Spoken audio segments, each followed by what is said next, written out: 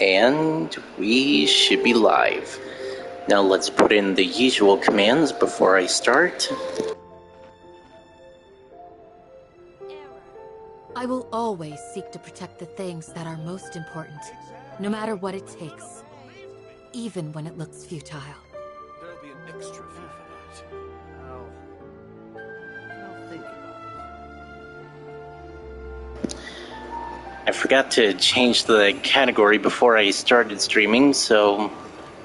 Oh, it already did it for me. Nice. Alright, now for the usual commands. But none of them believed me. There'll be an extra fee for that.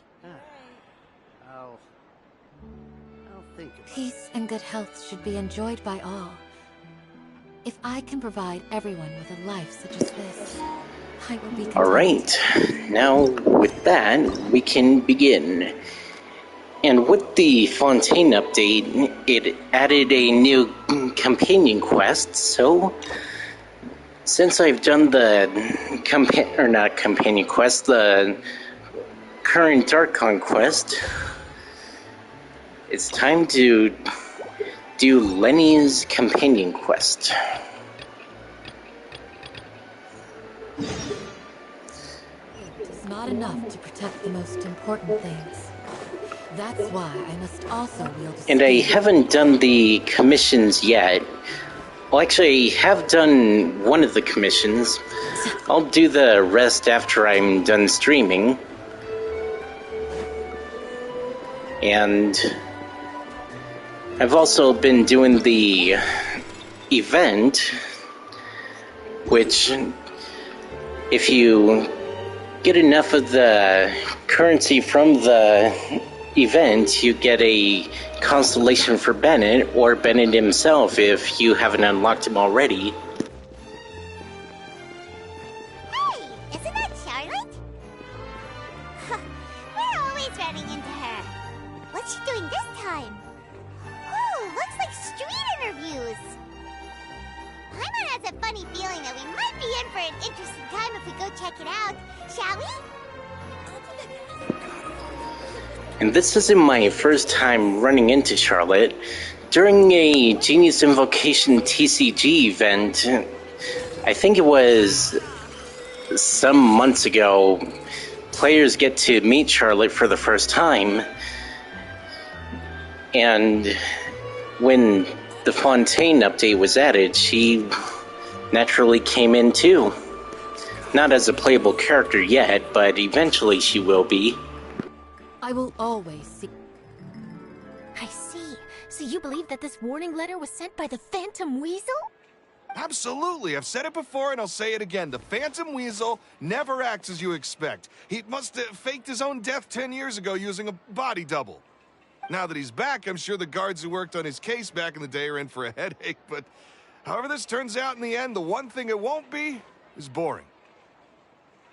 Couldn't agree more. As a journalist, I'm gonna get a lot of mileage out of this one. Thank you, sir, for your time. Now, whom should I interview next? Oh, huh? Hey! What a coincidence! Fancy meeting you here. Perfect timing. So, the Phantom Weasel's latest warning letter. What are your thoughts? Yeah, this is the first time we're hearing of this one. Could you clue us in? Huh? Oh, sorry. Yes, this case is from a decade ago. I guess you wouldn't know about it. Well, not to worry.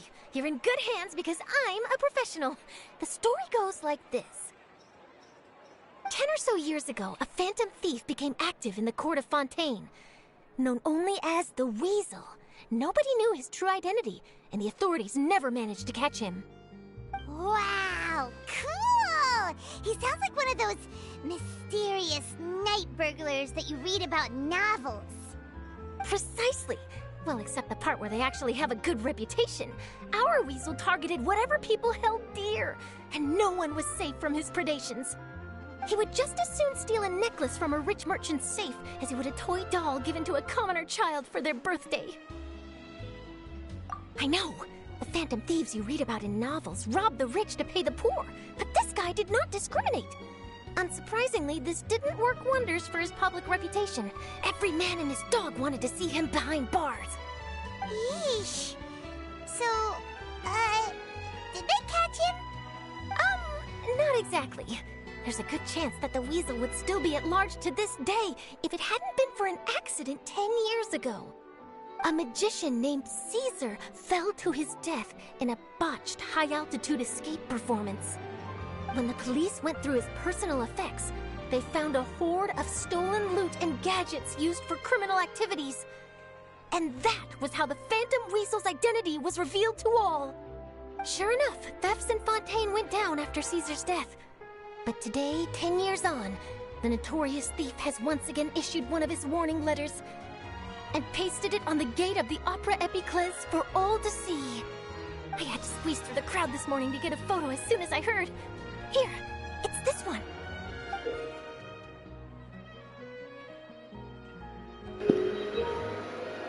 And it's written in something that's natural to that, basically. So, this is the warning letter, huh? Let's see what he wrote. 3 days from now, when evening falls, I shall take from you that which you hold most dear at the Opera House, just as you did to me 10 years ago. This is, without a doubt, a clear declaration of criminal intent. After years of laying low, the Phantom Weasel is back with a vengeance. What once seemed like an open and shut case has been blown wide open again. But why has he reemerged now? And what does he want? I sense an epic scoop, and I'm going for it. Uh-oh. If this thief will steal anything that other people value, does that mean even we might be targeted? Really? Oh, let him try. In fact, Hyman's gonna eat all her snacks right now. Let's see what he can do about that. Okay, the people have spoken. It's clear that the public are very concerned about the Phantom Weasel's reappearance. Hey, I could see Lyney on the bridge there. Let's see, I've got a photo of the letter, my interview notes. Yep, that should be enough to form the skeleton of my article. It does feel like something is missing, though. Something exclusive. Who should I interview next? I need someone with a more concrete connection to the weasel. Is that who I think it is? Lyney! Magic, magician, Caesar, the Phantom Weasel! That's it! Let's go interview Lyney! You see, the original Phantom Thief Caesar was a magician too! And what do Phantom Thieves and magicians have in common? They both have an air of mystery about them. Perhaps there's a connection there. Are you serious? What sort of a deduction is that? Oh, relax! My journalistic instinct tells me that an exclusive news story is beckoning. Let's go! No time for delay!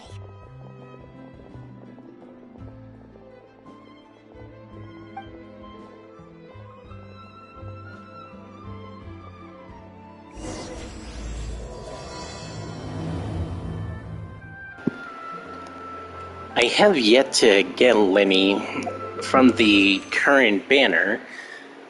I have some more Prima Gems, at least for one. Still have a ways to go before the next tentpole, and with any luck I'll be able to get Lyney then. But I do have his sister Lynette, which I got as soon as the Fontaine update was done. There was like an event and I've already done it somehow, and after that I got it. I got her. And I still need to get the materials here before I can ascend her to level 70. So let's now go talk to Lyney. Wow, Mr. Magician! How did you know which card I picked? Oh, it's simple. Come closer and I'll let you in on my secret. Magicians have a special skill called telepathy, which means we can read other people's minds. Really? Then, what am I thinking now? Well, first you need to relax, because I can see that you're clenching your fist in your mind, as if to say, no, I mustn't let him guess it. Aww. And now you're getting a little flustered. You're trying to find a way to empty your mind, to think of nothing at all. But the more you try to hide a secret, the easier it'll come out. You snuck out from home today, didn't you? You told your family a little lie so you could come out and play. Now, that's not a good habit. You can tell? Oh boy, you really can read my mind. Of course. Oh, and that's the end of my performance. You should really be heading home. Remember to apologize to your family, all right? They must be worried about you. All right, got it. Bye, Mr. Magician.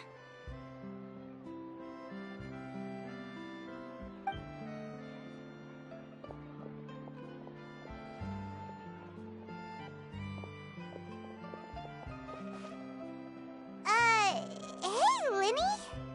Why, hello. We meet again. Are you looking for me? What's the situation? Well, why don't you guess, Mr. Telepathic? Oh, please. You didn't believe that spiel, did you? The power of telepathy is quite beyond me. I'm sure that child would beg to differ. Seemed like you were right on the money. That was nothing more than a little trickery. I made an educated guess based on his micro-expressions. That, plus the fact that he was the only kid here without his parents, and he looked as guilty as sin. He made it easy for me. You guys, on the other hand... Let me guess. Don't tell me you're here for the Phantom Weasel, are you? Wow! Got it in one! Is this more of your trickery at work? Wait, really? No trickery this time. It was pure luck. His warning letter's been the talk of the town, so I figured that maybe you were asking around about that. Bingo! I plan on writing a column reporting on the latest news about the Phantom Weasel. So, Lyney, what are your thoughts on this infamous thief's reappearance? To be honest, it makes me angry. Angry? Why? You read his letter, right? The Phantom Weasel claims he's planning something in 3 nights' time at the Opera House. That's the night I'll be performing there.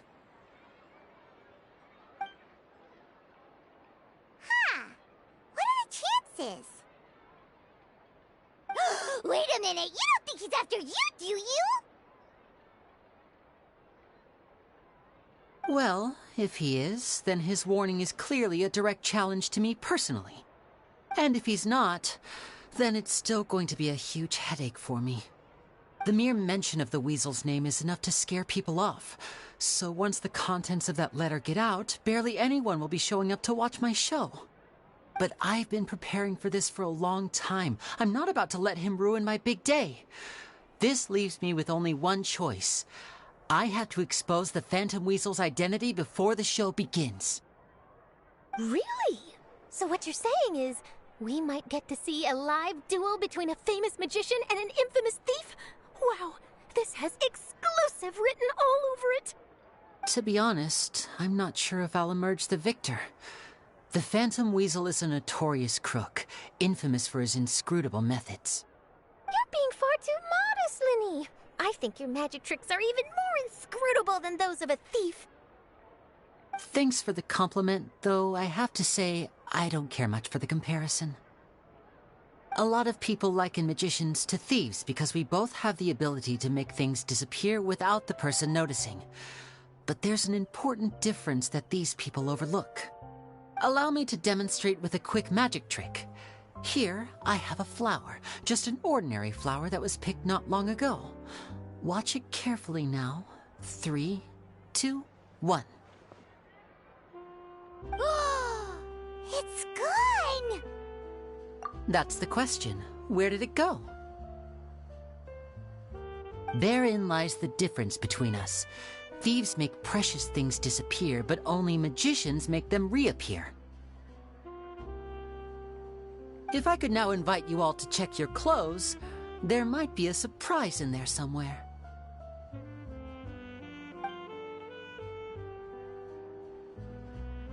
A surprise? Let me see!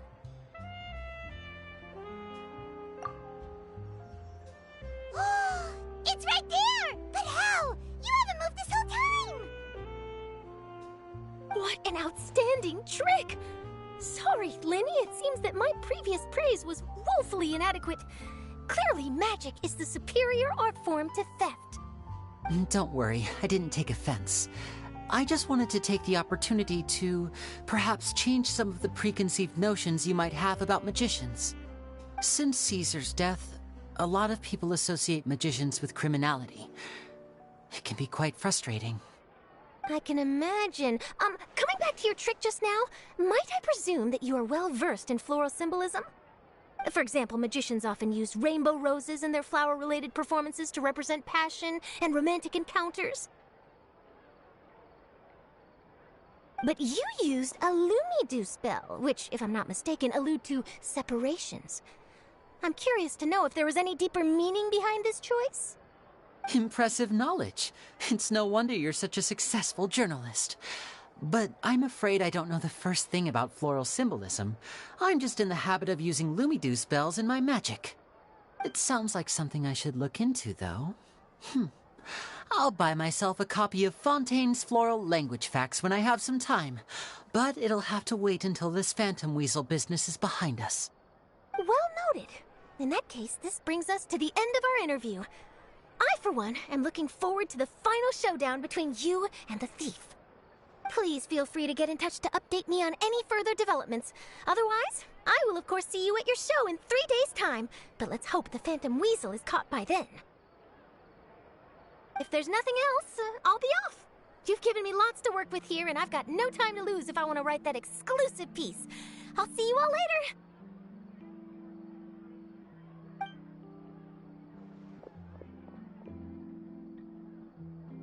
So, Lyney, are you gonna tell us how you did that flower trick now?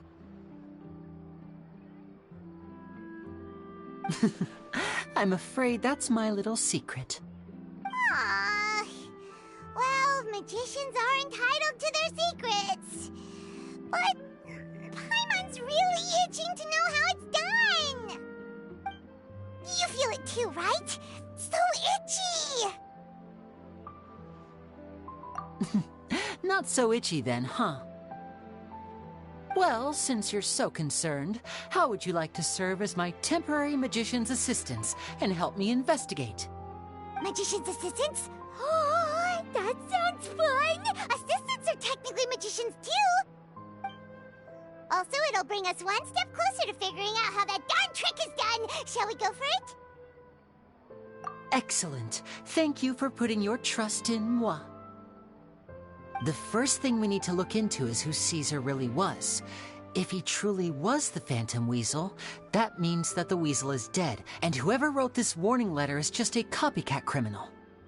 But if he wasn't the Weasel? Well, that'll make things more interesting. It would mean that the Weasel lives, and he's been laying low all this time in some corner of Fontaine. And if we're investigating Caesar, his fiancée Gemma is a good place to start. Word is that she visits the cemetery often, so I asked Lynette to wait for her there. We should make a move. Let's go and rendezvous with Lynette.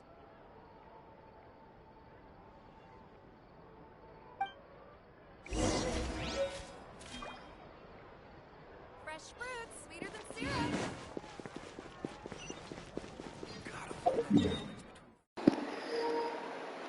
You know, when I was doing the Archon quest, I wasn't sure if there was going to be a companion quest right off the bat with the Fontaine update, and after finishing the Archon quest and knowing more about Lyney and Lynette, I wasn't sure if there was going to be a companion quest involving one of them. If you've played the Archon quest, then you would know why I say that.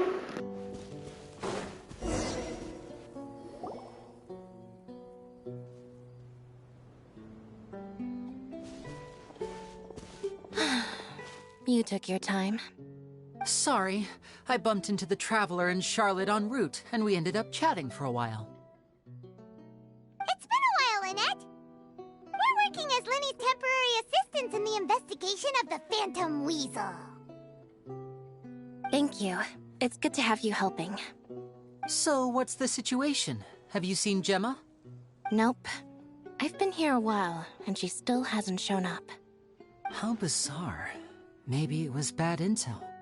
Well, we won't get anywhere by standing around waiting. Traveler, Paimon, let's go ask around.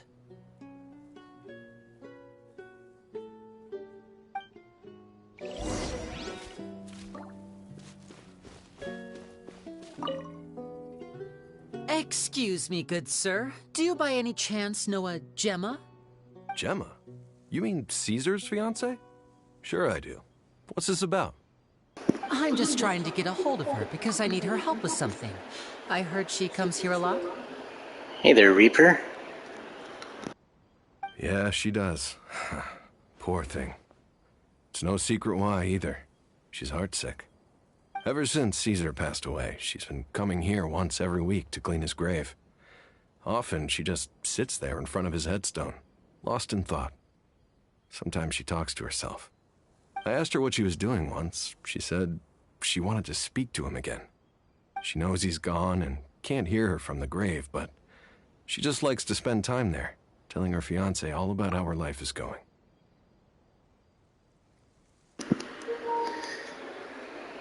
Do you think Genshin Impact is worth playing? Yeah, if you're interested in anime RPG-like games, then this might be a good game to play if you don't mind the gacha mechanic of it. Well, maybe mechanic isn't really the right word for it, but yeah, there's a gacha system in it. And she's been doing this ever since Caesar passed away?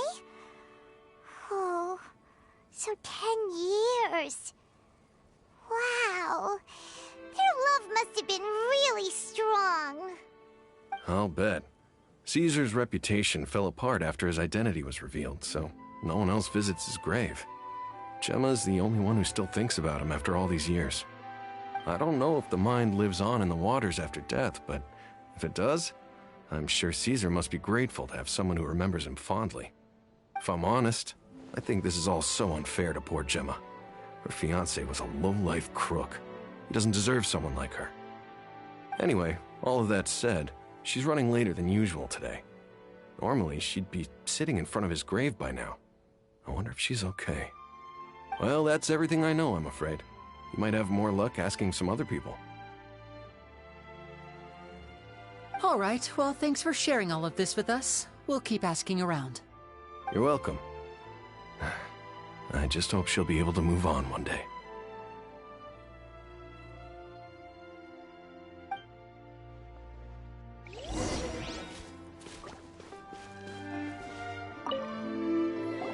Did you hear the news? They're saying the Phantom Weasel's back. You're kidding. Wait, isn't he dead? I don't know anymore. All sorts of news flying around nowadays. I can never tell what's true and what isn't.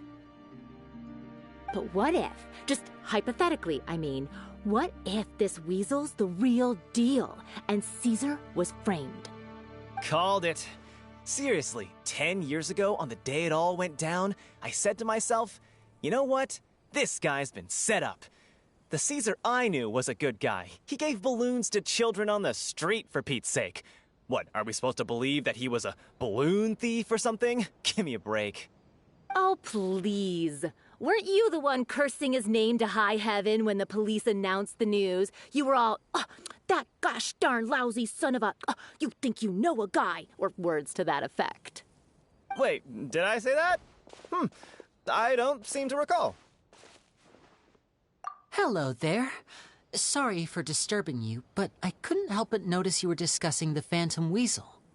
We're actually quite interested in this topic as well, but we're struggling to get to the bottom of it. Do you think you could spare a moment to tell us a little bit about Caesar? You've come to the right people. Yep, I was there. Back when Caesar used to perform magic tricks on the street. He was a great magician. The best trick I ever saw him do was pop a transparent balloon, only for a whole bunch of doves to fly out from the inside. I was right up close and didn't blink or look away once. But for the life of me, I still don't have the faintest clue how he pulled it off. Really incredible stuff. I saw him perform too. He always used to bring some gifts along for the kids who came to watch his show, and he'd hand them out after he was done. Okay, give me a minute. I'm called to do something.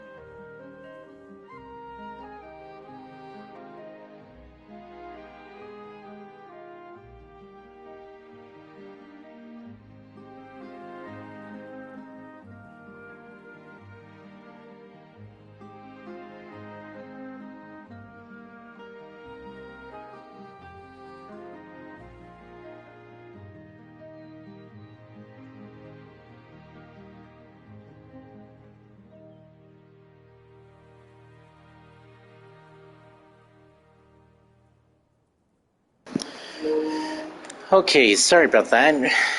I was called up to get some ingredients for dinner. Sometimes he even got the kids to write their wishes down, and then he'd make the items on the wish list appear in his next show. Huh. He doesn't sound like such a bad guy. But after he died, there were also rumors that he used the wish list to find out what was precious to people, with the intent to steal it later. As I'm sure you know, the Phantom Weasel would steal just about anything from anyone. Whatever the case, now that the Weasel is back, Caesar's become a hot topic once more. I bet Gemma must be pleased. If Caesar's name gets cleared, maybe it'll finally give her some solace after all this time. No, speak of the devil. That's her over there. If you've got any more questions about Caesar, she's definitely the one to ask.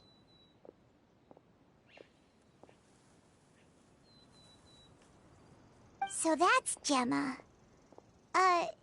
Is it just Paimon, or does it look like something's wrong? Wait, it looks like she's injured. Come on, let's see if she's okay.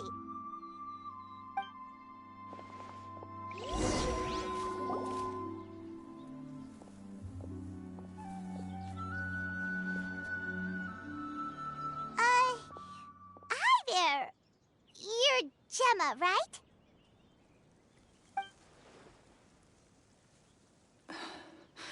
Who's asking? Don't be afraid. We mean no harm. It looks like you're injured.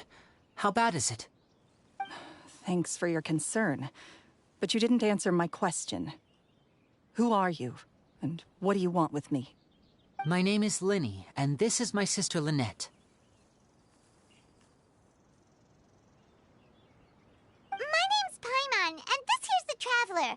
We're investigating the Phantom Weasel. The Weasel posted a warning letter this morning. If he still lives, that means that Caesar was falsely accused. You knew Caesar better than anyone else. So if you're willing, we'd love to hear what you think about all this.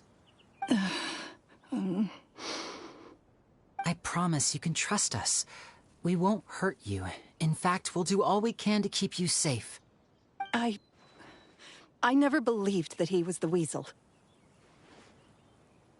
Huh. I suspected as much. Okay, so going back 10 years, do you remember anything strange in the weeks leading up to the accident? Did Caesar have a falling out with anyone, for instance? No, not that I know of. Got it. All right, sorry for disturbing you. If you don't have any more questions, please leave. I want to be alone with him.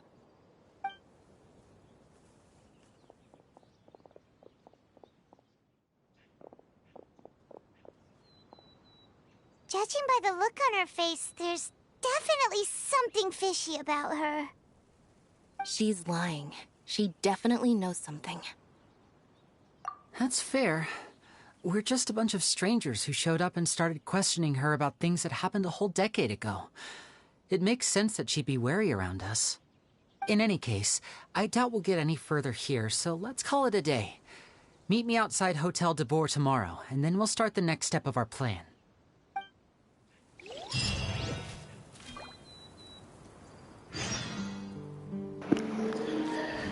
Right, so time to forward time a bit. And also, when I'm done talking, I turn off the microphone on the controllers, since, as you can probably hear, there's a lot of echoing going on.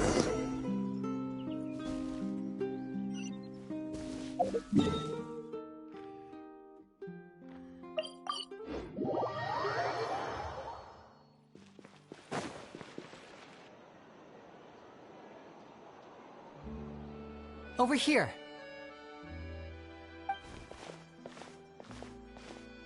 Lynette's not joining us today? I've had her follow Gemma and see if we can make any inroads with her. They should be at a cafe right now. Still, I don't think that Gemma's likely to open up to us. So, we need a contingency plan. Today, we'll be looking into a guy named Lorenzo, Caesar's former pupil and assistant. When Caesar passed away, all the stolen goods discovered in his home were confiscated and returned to their rightful owners. But Lorenzo was the only one privy to all his magic secrets, and he inherited his craft. Before long, Lorenzo was the next big magician in town, his fame surpassing even that of his master, and it made him very wealthy. He's since left the magic scene, though, and these days, he's a wealthy businessman with his fingers in a lot of different pies. I had to pull a lot of strings, but I managed to get him to agree to a couple of drinks with me. Be warned, though, I hear he's got a hair-triggered temper. We'd best be careful.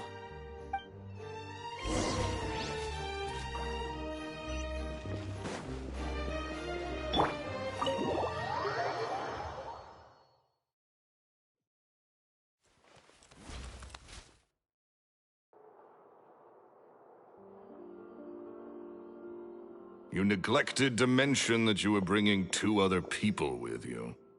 My apologies. These 2 are my assistants. When they heard that I was meeting with the former magic maestro himself, they begged and pleaded with me to bring them along. And if it's no trouble, a couple of autographs would really make their day. Oh, forget the pleasantries, just sit.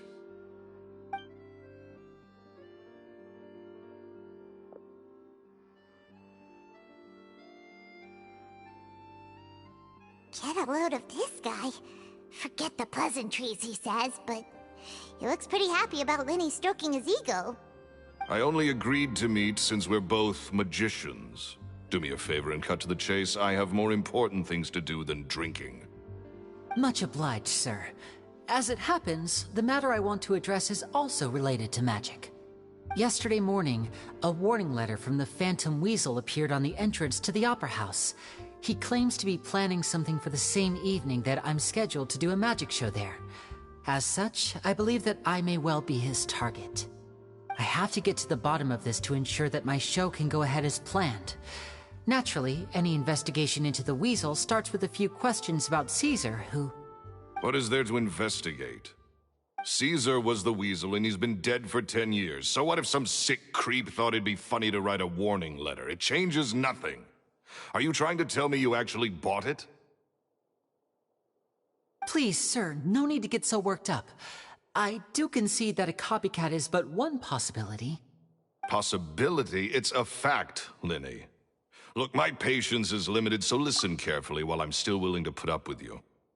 I bet he's the actual Phantom Weasel. The Weasel is dead. Period. Everyone knows that, so do yourself a favor and quit this investigation. It'll lead you nowhere.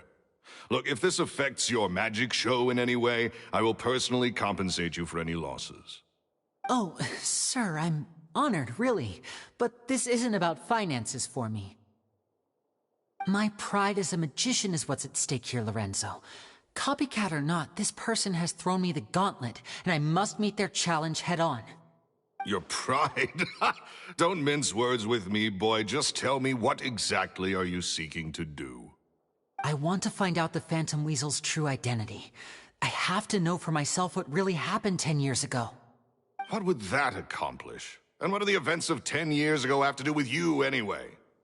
Look, you of all people should know that a magician never reveals their secrets. And in any case, dead men don't talk. So if you really care about your magician's pride, then you'll forget about Caesar and move on. Uh-oh. This is getting awkward. Lorenzo? Is that? Oh, it is you! I know that big, booming voice anywhere. What's up, my man? Want to grab a drink with me? Another day, I'm busy. Oh, come on. You can't be all business all the time. You know what they say? Live fast, die young. You gotta learn how to kick back and relax once in a while. If I wanted your life advice, I'd ask for it. Now get out of my face and go be drunk somewhere else. Sorry, my good sir. I don't believe I've had the pleasure. Oh, hey! Edmondo. He and I are business pals. We worked together a bunch of times. This is your first time meeting him? Oh, he's always like this. Foul-mouthed and hard-nosed. Never heard a kind word out of this guy the whole time I've known him. And he wonders why he can't get a girlfriend, despite being, what, pushing 40, 30, something? Anyway, point is, a lot older than when he first got rejected by the girl he was into. And he's still into, from what I hear. Shut up and get out of my face. Another word out of you and you can forget about doing business with me ever again. Do I make myself clear? Sorry, I may have had a little too much to drink. All right, I'm gonna leave. Don't work too hard.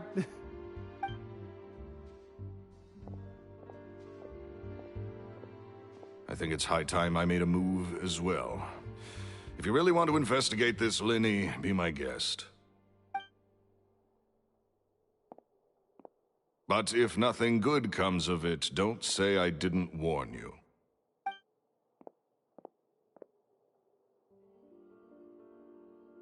Well, that fell to pieces in a rather spectacular fashion. Any thoughts? Totally. And what was all that about compensating you for your losses? Why would someone you just met make an offer like that? He's gotta be hiding something. And not like Gemma. She was a little suspicious, but this guy's definitely covering something up. I think so too. We need to look into Lorenzo more closely. That guy Edmondo seems to know a thing or two about him. He only just left. Let's see if we can catch up with him.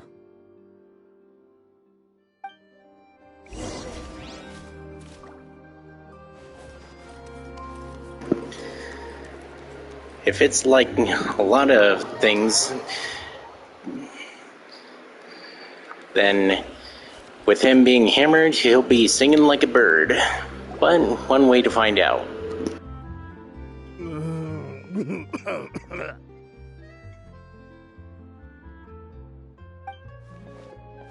You okay there? Who are you? Oh, it's you guys. Don't worry about me. I must have had one too many. I just need to ride it out. I say way too much back there, didn't I? Yeah, I nearly talked myself into complete financial ruin. Note to self, no more drunken chats when Lorenzo's around. So, he was serious about threatening to cut you off? Ugh, Paimon knew he was a bad egg. Hey, keep your voice down. Don't go prying into Lorenzo's personal affairs. Bad things happen to people who ask too many questions, or make an enemy out of him. What kind of bad things? Don't even ask. I'm sorry, I'm gonna have to cut this conversation short. I'm not crossing that line again. And take it from me, trouble with Lorenzo is one thing you don't need in your life. You saw him flare up back there. I don't know what you said to him, but clearly it touched a nerve. That's not a good sign. You're too young for this. Don't get in over your head. I'm leaving. Well, so much for that idea. And there he goes. What do we do now, Lyney? Shh. I think we're being watched. Someone was listening in to our whole conversation. I can see him. A Men in Black agent by the looks of it. Don't say anything and don't look back. Any altercation in the city will attract the guards. We'd better take this elsewhere.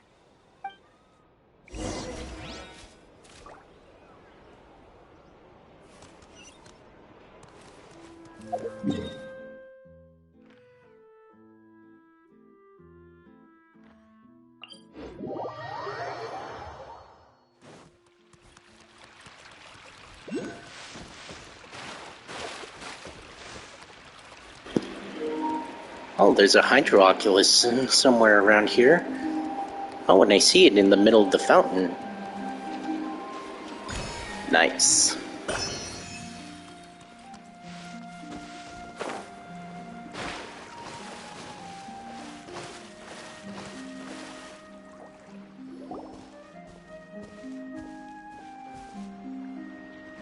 You followed us a long way. Why don't you come out and introduce yourselves? So you're Lyney. And where's your sister? Ain't she with you today? Save us the trouble and go fetch her for us. Let's not drag this out. Paimon doesn't like the tone of your voice, mister! Who sent you, huh? Save your questions, missy. You ain't gonna need answers where you're going. Capiche? Looks like we can't avoid this fight. Now, I'm not the strongest fighter, so I hope you're ready to back me up. Don't worry, we got this! Wonder if I get to play as Lyney. Yep, I can. Step right up. He certainly does a lot more damage than all my bow users.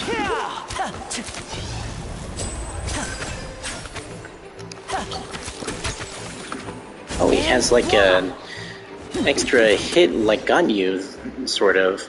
Curses. They're tougher than we thought.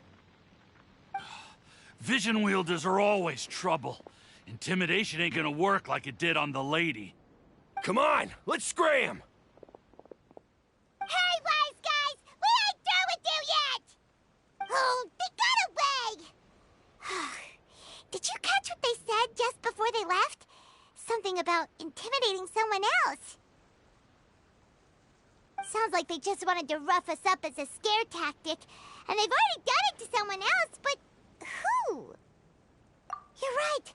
She was injured when we saw her yesterday, and she acted like she had something to hide. Maybe she was too scared to tell us the truth because those guys had threatened her.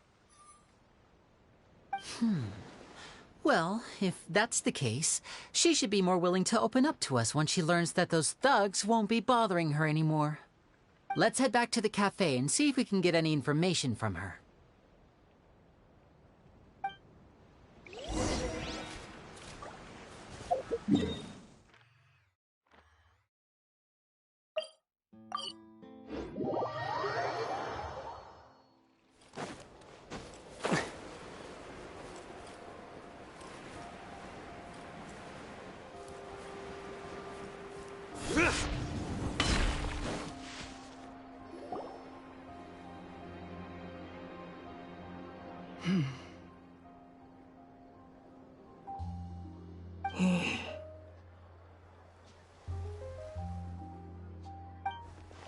Gemma?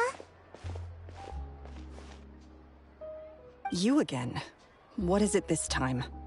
We just ran into the men who've been threatening you, and we gave them a taste of their own medicine. So, you can relax now. We're here to protect you. What? Why? I didn't tell you anything. Why would they come after you? Sounds like they're no strangers to you. That's putting it mildly. I know them all too well, and I hate them with every fiber of my being. It's been 10 long years, and still every time I try to look into Caesar's death, they show up and warn me not to do anything stupid. How do I know I can trust you? Do you really think you can get to the bottom of it all? And why are you doing this? I'm afraid I can't reveal all the details just yet, but I can promise you this. I will expose the Phantom Weasel's true identity. Because you see, this is a personal matter of the utmost importance. I give you my word. Trust me. Okay. How can I help you? I've heard that Caesar used to have a magic workshop where he kept a lot of his personal effects. If possible, I'd like to take a look at them. Do you know where it is? The Fleuve Sonde. But the place was sealed up by the police after his death, and no one's been there since. I also know that the Fleuve Cendre is dangerous territory. Lots of hostile groups lurking around. If you're serious about going there, please be careful. Understood. Lynette, you stay here and take care of Gemma. Don't let her come to harm. Got it. But if I'm staying here, I'm ordering dessert. I mean, bon appetit. But stay sharp, too. They're likely to come for you while I'm away. Okay. Alright. Power saving mode off. I'll start taking this more seriously now.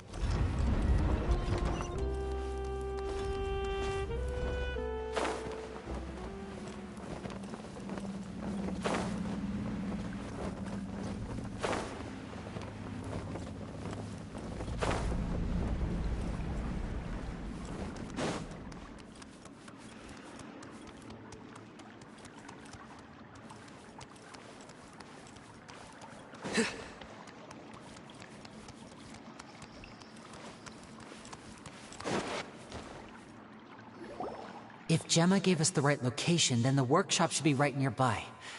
Huh. Looks like these boxes are blocking the entrance.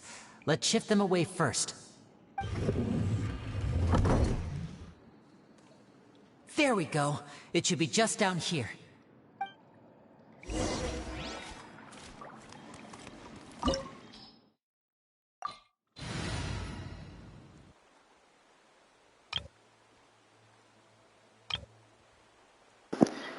I guess I'll pick the party that I've been using. Chances are Lenny's gonna be playable in this one, and I'm right.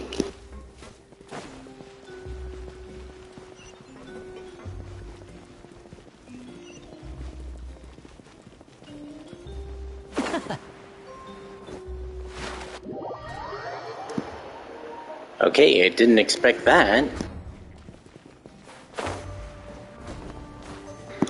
And I did it again.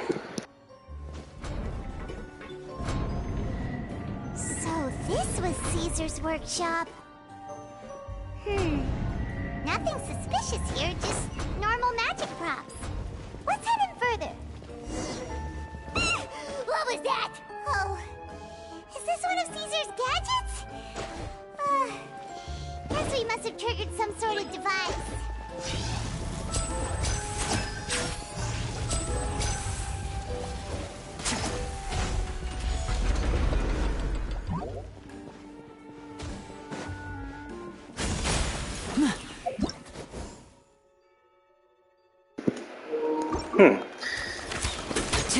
They kind of remind me of the destroyers from Star Wars.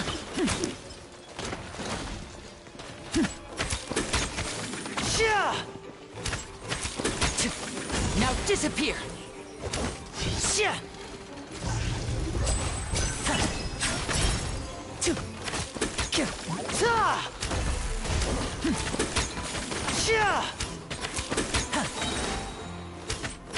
Step right up! Nowhere to run! I'll protect us. Whoa. Look. The doll in the box is glowing.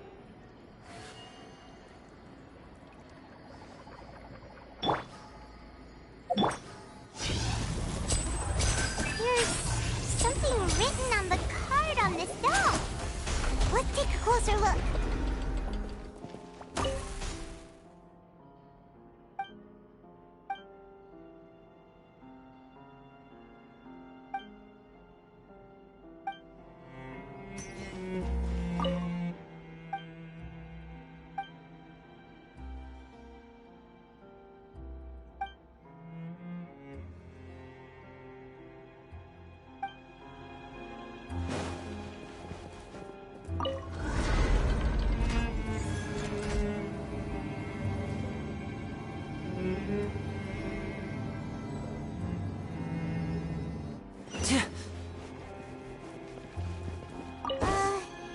These magic boxes are moving.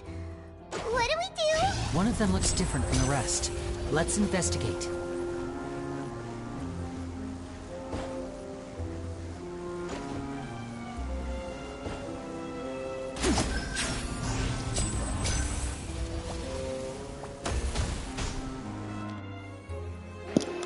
I think I got the right one on that. Alright. Keep an eye on the one that was glowing.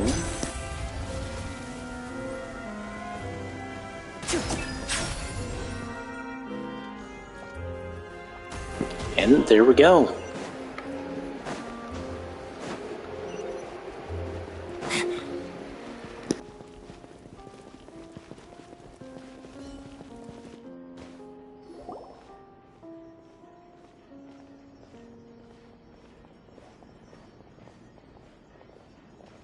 That's weird. Have we reached the end already? There's nothing here. Maybe this was a wasted trip. This place seems a little too ordinary for a magician's workshop. There's a distinct lack of mystery. We've triggered quite a few devices on the way here. I'm starting to wonder whether Caesar built this whole place as one big, elaborate magic contraption. If so, then there must be more to this place than meets the eye. Maybe a hidden room somewhere. Aha! If I just move this book, then hopefully... and... presto! A secret passageway! How did you know? I'm a magician too, and apparently great minds really do think alike. Looks pretty big inside. Let's head in and take a look around.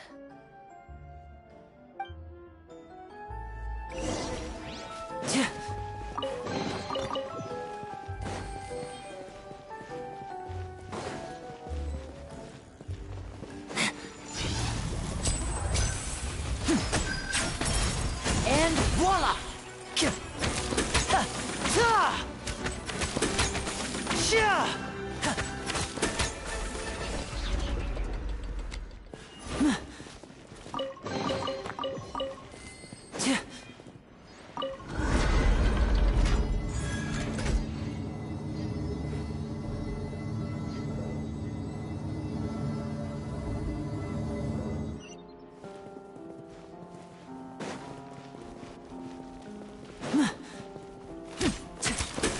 Now disappear! Surrender! Let's dance.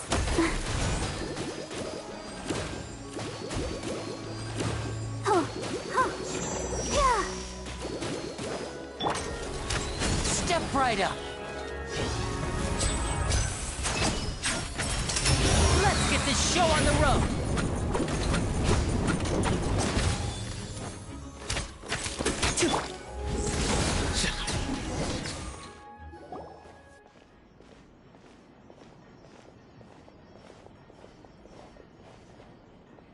Why have you stopped, Lyney?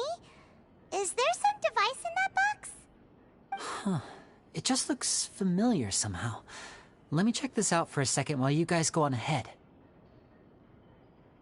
If anyone makes a major discovery, let's rendezvous here. All right, see you in a bit.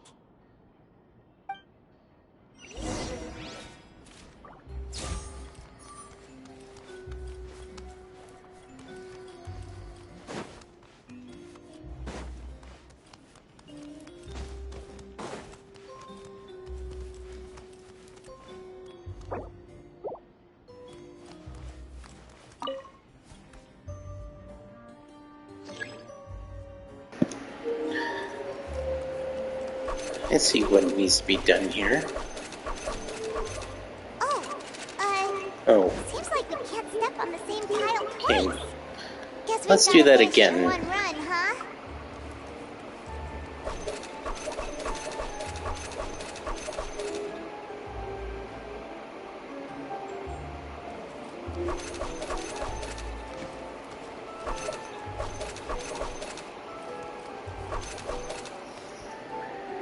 Alright.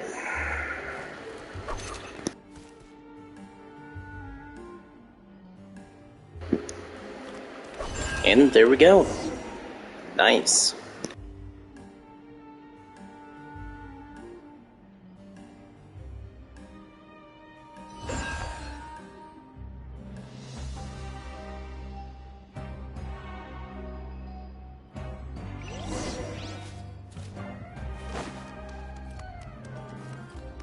Wow! There's a hidden room here! This book's thick as a brick! Let's take a peek inside it, shall we?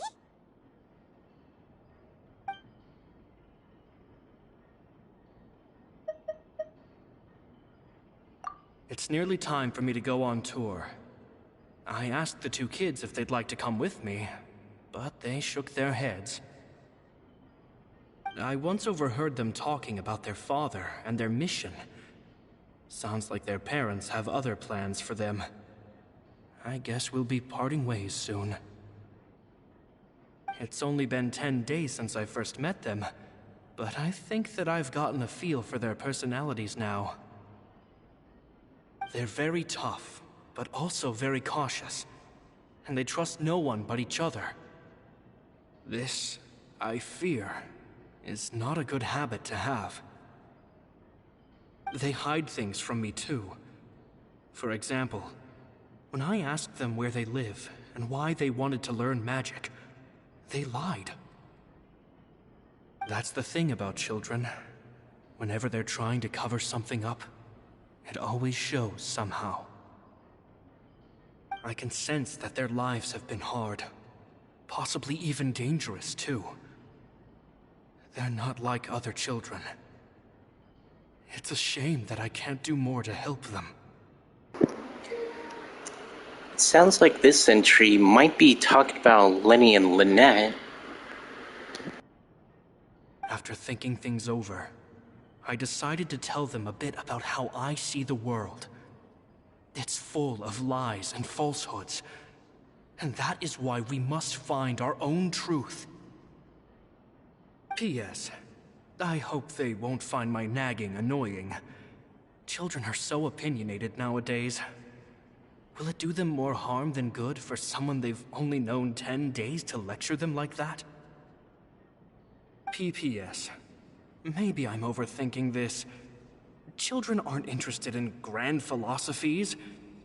It probably just went in one ear and out the other. I bet they've already forgotten every word I said. Oh, Caesar, Caesar. Just mind your own business next time.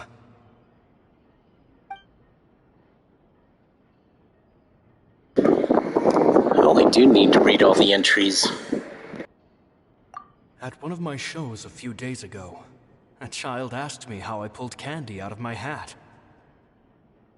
As a joke, I told the kid that the hat has a built-in wish-granting machine. Next thing I know, today a whole bunch of kids were pestering me to pull all sorts of things out of the hat. So I told them another white lie. The machine needs time to power up, but in the meantime, you can write your wishes down. Well, they took me up on that offer, enthusiastically. As I write this, I've only just got back from running around all over town, buying the things they wanted. Boy, are my legs sore. I wound up saving very little this month, but that's not a major issue. I now have a bigger problem. How am I going to hide all these things inside my hat?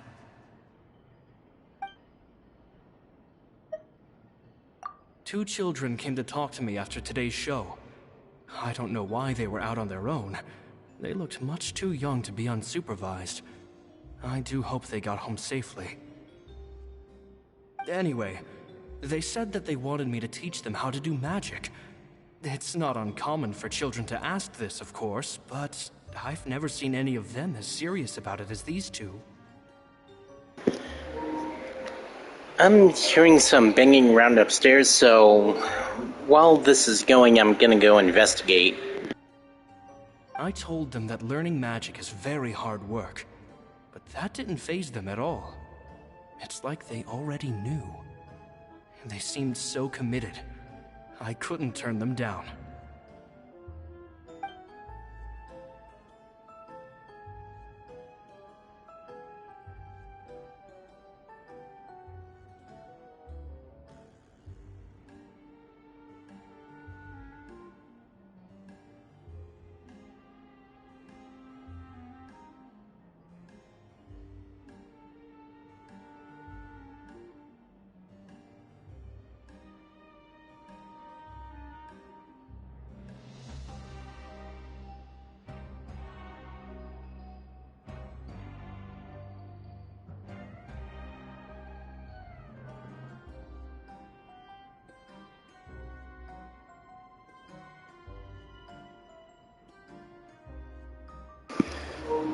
Okay, I'm back. The banging around was nothing. It seems like something's bothering Lorenzo lately, but he won't open up to me about it. Surely he's not upset that I agreed to teach those two children. I'll have to talk him around. I have a good feeling about those kids. They're naturally talented, and it seems like they're not new to the world of magic. They have all sorts of fantastic ideas. All I'm really doing is helping them develop a more professional standard training plan. They wanted to call me Master, but I told them they absolutely mustn't. Any magician worth their salt could have taught them what I have. They're the geniuses here. Compared to them, I don't deserve to be called any sort of Master. With time, I have no doubt that they could become far greater magicians than I. My only concern is why they're so mature for their age. I fear they've had to grow up too fast. I don't dare to imagine what they must have been through. Gemma thinks so too. She doesn't like being around them. Says that their eyes are too piercing. They don't bother me, but then again, I've never been the sharpest tool in the shed.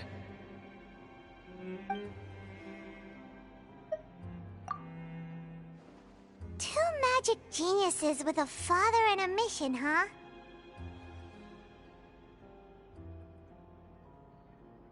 Sounds a lot like he was writing about Lyney and Lynette, don't you think? So did they meet Caesar when they were kids? Let's go ask Lyney!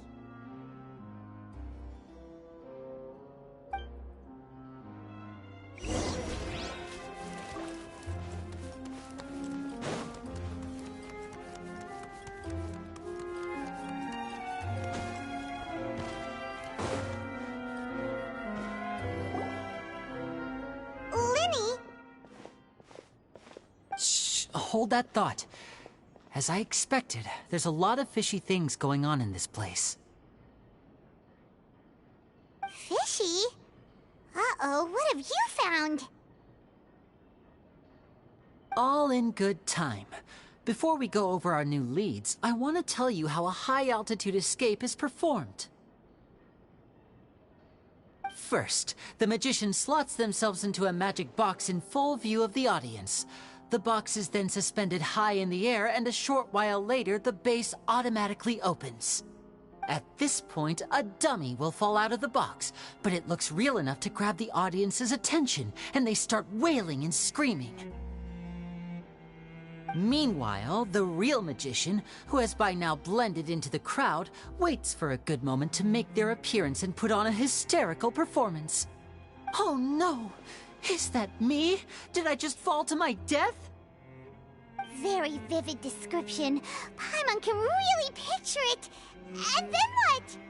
The audience's gaze then turns to the magician, and by the time they realize what's happened, the dummy has vanished, as if everything that just happened was some sort of shared illusion. Of course, that's just how I think the process should work, theoretically speaking. The inventor of this trick never performed it successfully. When the box opened, Caesar was the one who fell out, and not the dummy. He fell right to the ground from the highest point of the opera house. No one could hope to survive that fall, not without a vision at least. And no one else has ever attempted this trick since. My understanding of how it works is just based on what it could gather from his notes and the relevant gadgets here in his workshop. So Caesar's famous high-altitude escape has never been done, huh?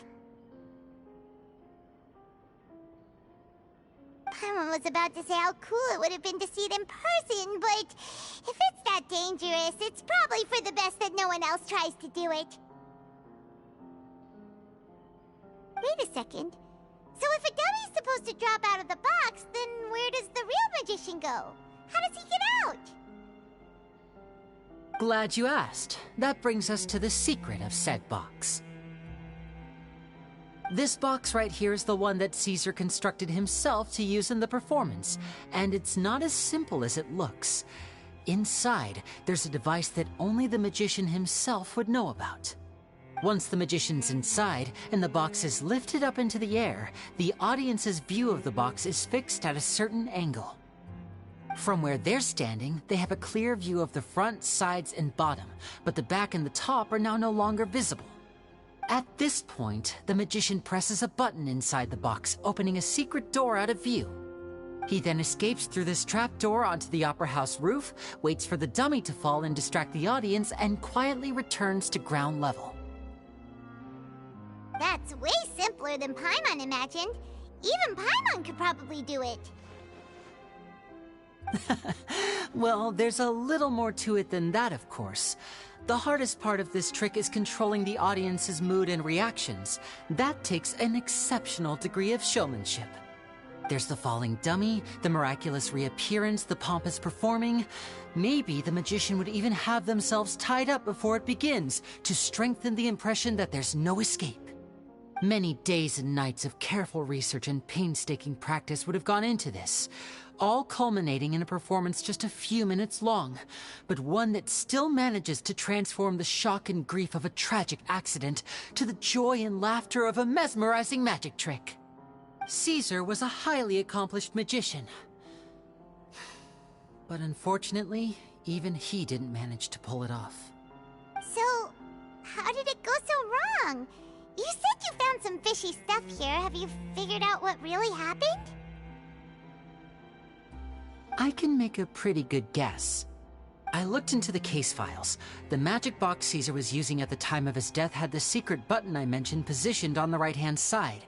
And, sure enough, he always used his right hand as his dominant hand in public.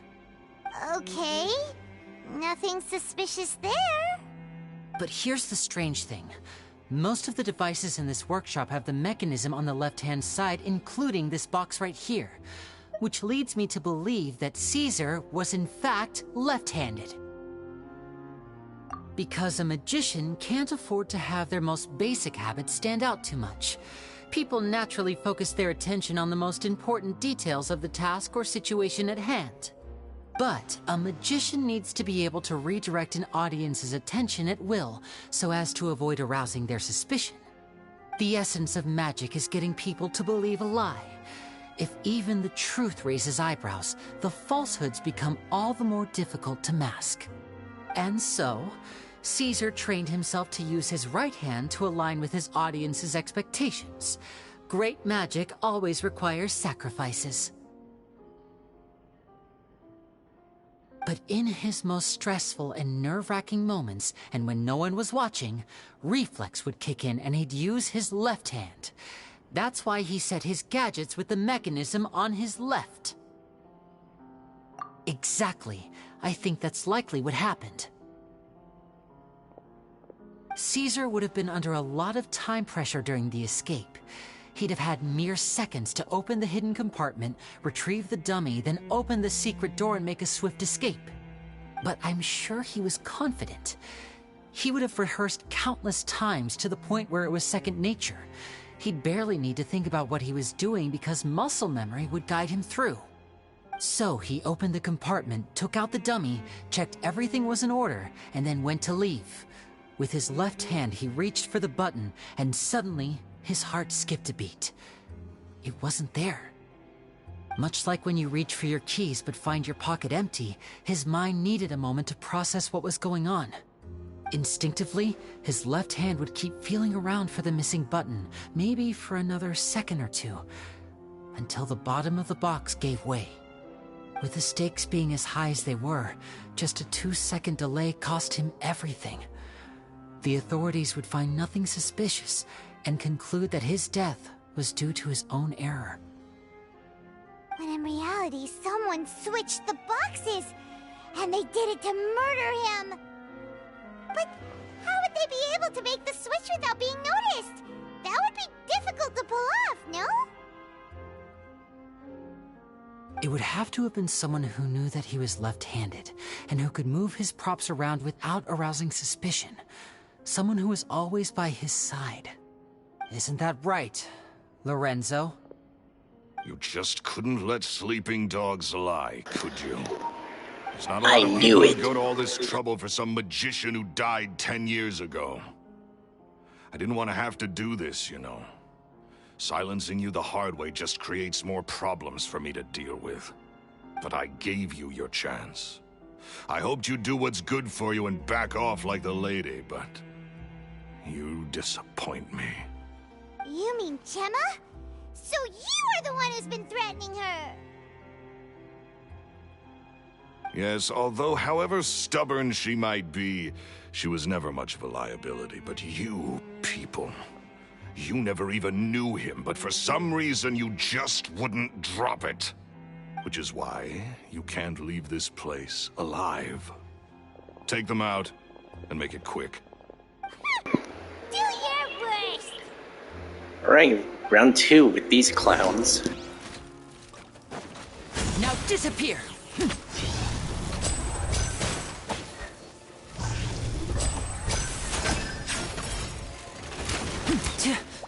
Mind the side effects. I'll protect us. Hey? Ow! Step right up!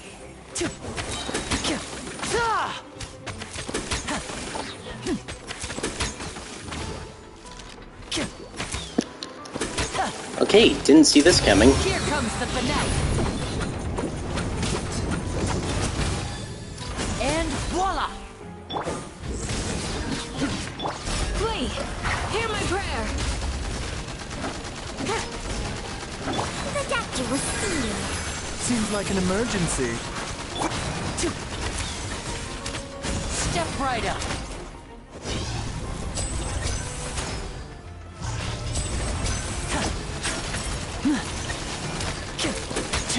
Nowhere to run! And voila!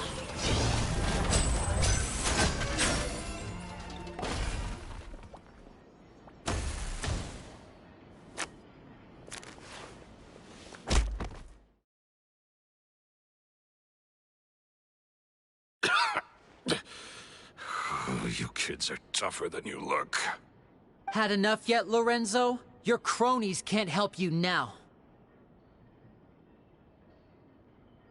I think it's high time you started talking, and what I'd really like to know is, why did you murder Caesar?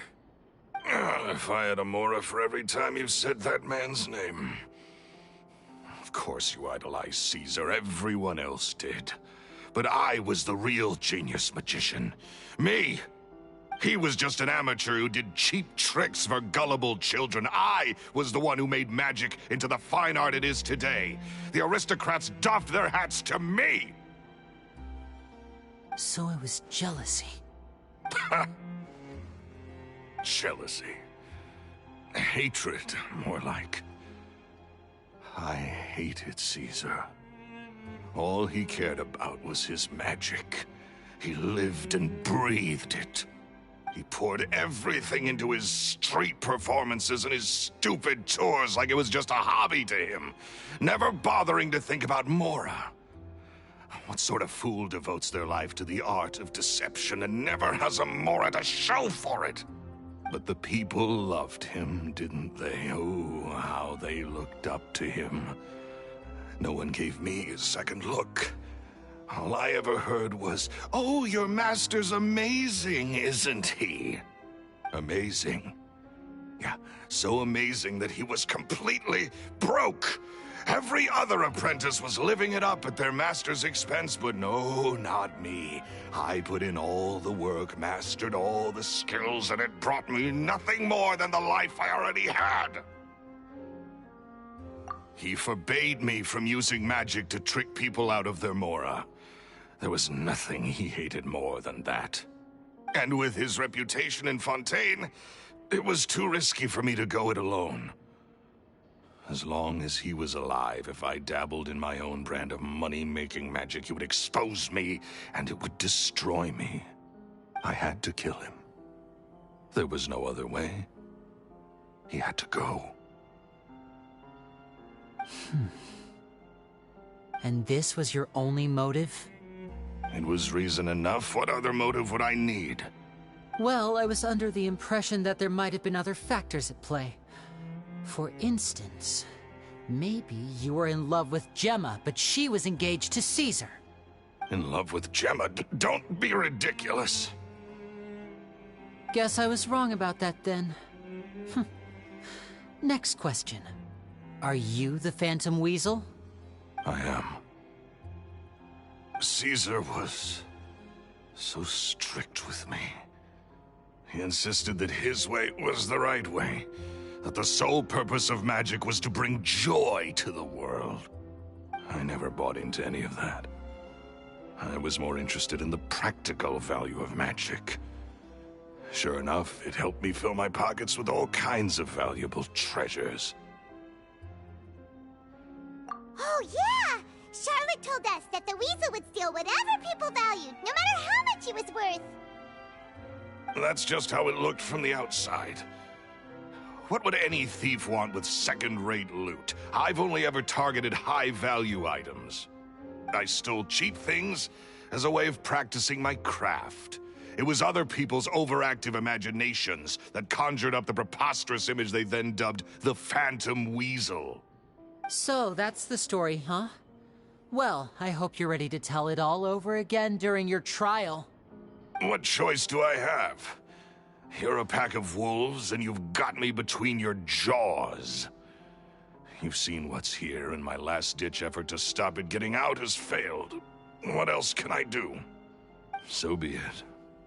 I've enjoyed power and wealth for the last 10 years, the likes of which Caesar could never give me. I wouldn't choose for things to end this way, but I regret nothing. Very well. In that case, I'll contact the guards. Traveler, Paimon, keep an eye on Lorenzo for me. I'll meet you just outside the workshop when I'm back.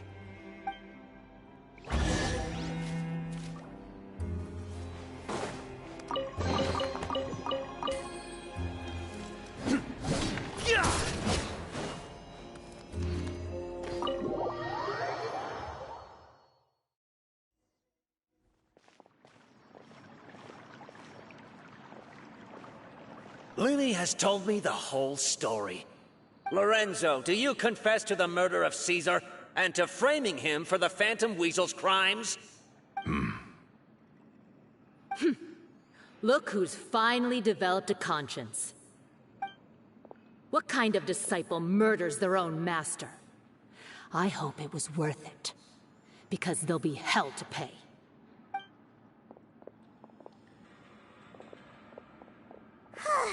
Looks like it's all over. What should we do next, Lyney? Should we start preparing for your show? Let me think. Let's rendezvous with Lynette and Gemma first. With Lorenzo in custody, Gemma will no longer have to fear for her safety. Good point! We should go tell Gemma the good news right away! It'll give her some peace of mind for sure!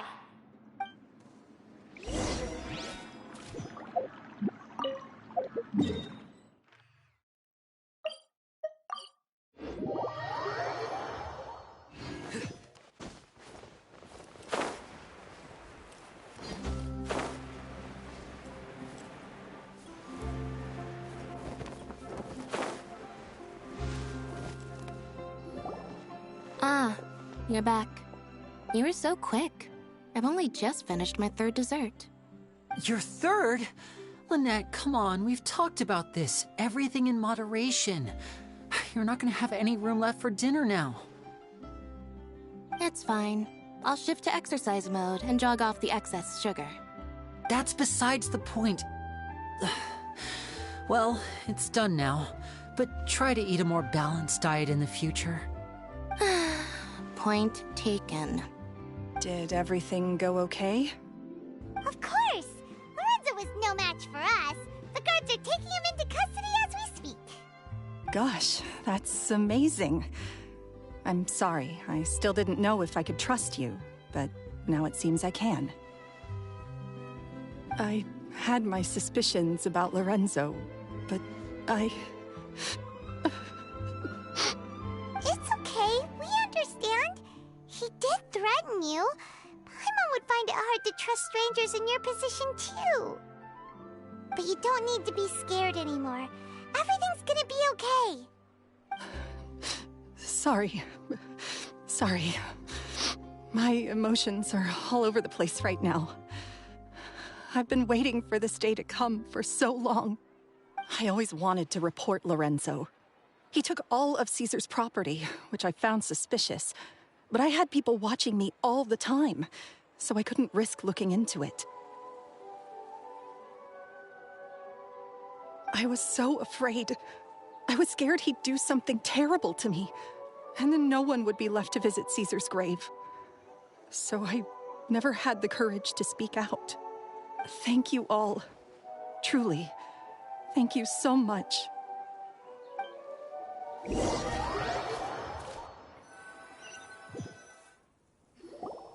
Thank you all for clearing Caesar's name.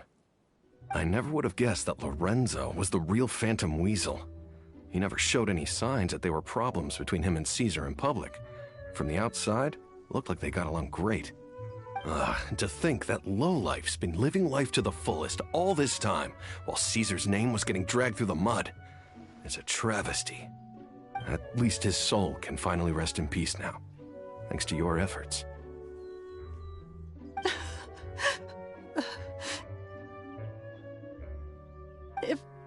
If only I'd realized before it was too late. Don't blame yourself, Gemma. This isn't your fault. Yeah, you still have the rest of your life to live. Caesar wouldn't want to see you spending it feeling guilty. Cheer up, Gemma. My brother's doing a magic show at the Opera House tomorrow evening. Would you like to come along? It might raise your spirits. This show will be a special one. We're holding it in Caesar's honor. In Caesar's honor? Really?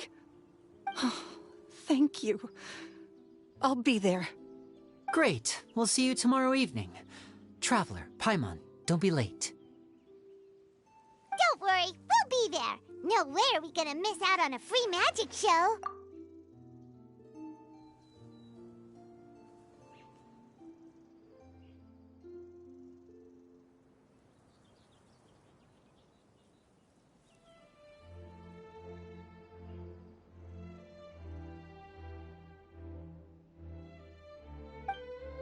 Wait, Paimon feels like we're forgetting something. Oh yeah, Caesar's diary! We never found out if the two kids Caesar taught magic to were Lyney and Lynette or not. Lyney changed the topic back in the workshop, so we didn't get a chance to bring it up. Oh well, guess we'll just have to ask Lyney tomorrow evening. Right, and so I think after the magic show, that will be the end for Lenny's companion quest, so let's wait until the next day, or next night rather, and finish up his companion quest.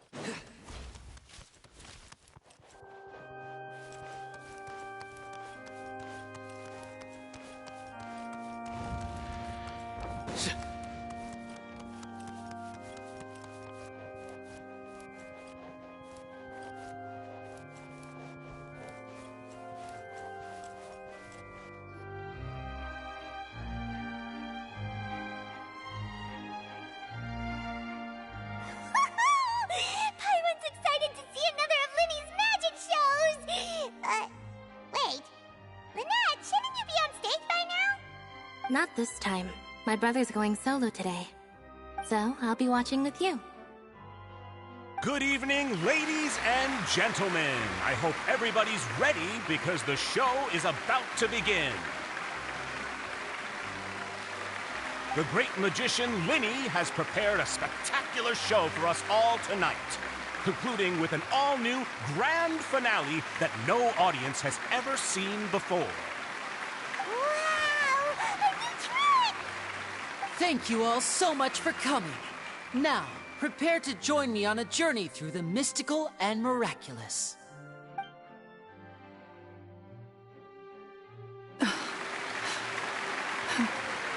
Exciting stuff, isn't it? Yes, it's just... It reminds me of him. No wonder. Caesar was a famous magician too. So, how did you two first meet, Gemma? Well, I was out on the street once, and I saw him performing for little children. Children love magic, because they're willing to believe in things that can't be rationally explained. Caesar had this amazing way of bringing them into a dreamlike world. And somehow, I felt drawn to him too. So I went up and asked him to do a trick for me. Aw, that sounds so romantic. What trick did he do? It was with a flower. He took it in his hand, snapped his fingers, and it magically appeared on my head. I was so happy that day. No one had ever given me a flower before that. Oh, that's so cute! Actually, now that you mention it, Lyney's done that one before. Is that right? Then I suppose he's a romantic at heart, just like Caesar. So let's treasure the time we have with him. After all, you never know when the people dearest to you might be gone. That's right. It's all over now. Paimon doesn't really know how to comfort you, but at the very least, no one's gonna be intimidating you from now on. You can breathe easy at last, right? Right. Yes, you can breathe easy now, Phantom Weasel. See? Even Lynette says... Wait, what? The Phantom Weasel? Lorenzo escaped? Where is he? What do you mean, Phantom Weasel? As Lyney once said, a performer's job is to commit fully to their role and put on a flawless performance for their audience. But once the bag of tricks is empty and the curtain falls, it's time to end the show. The spotlight is no place for someone with no more cards up their sleeve. It's been 10 years, Gemma. Aren't you tired of the grieving widow act? I think it's time to put an end to it. What are you talking about? Paimon doesn't like this riddle. Traveler, Paimon doesn't like where this is going. Come on, say something! Ladies and gentlemen, I hope you're all enjoying the performance so far. There will now be a brief intermission, after which Lyney will perform the most electrifying act of tonight's show, the one we've all been waiting for. The final performance will take place outside of the Opera House, so please make your way outside in a calm and orderly fashion. The Phantom Weasel never did like public places, did they? Don't worry, this place will be quiet soon. Let's talk somewhere else for now.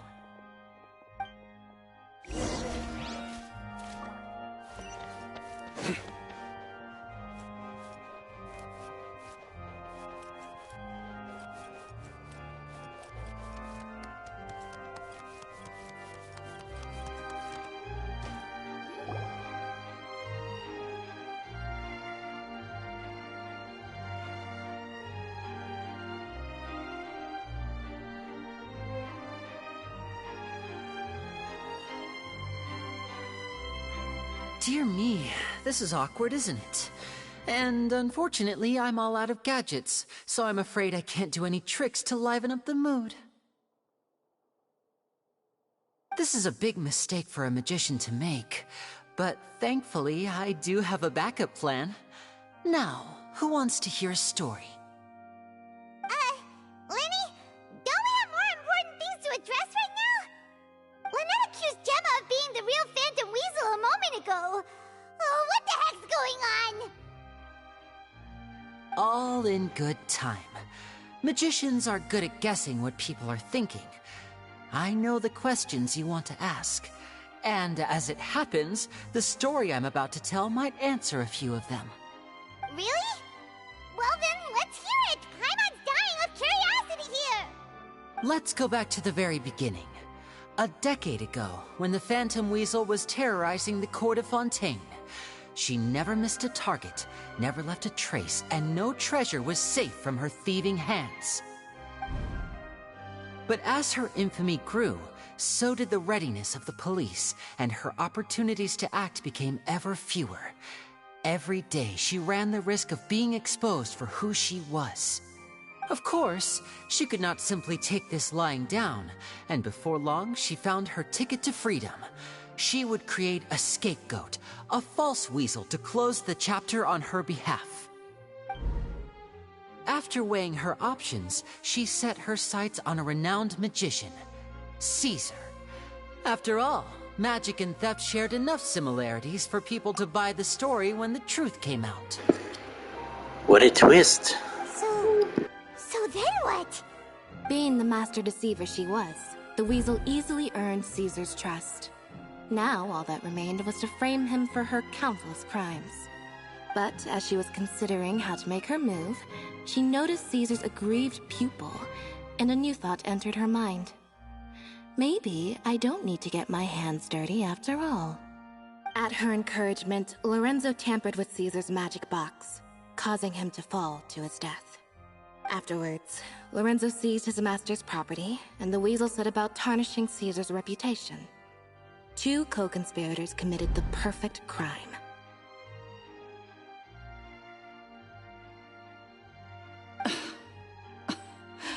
I've got to hand it to you.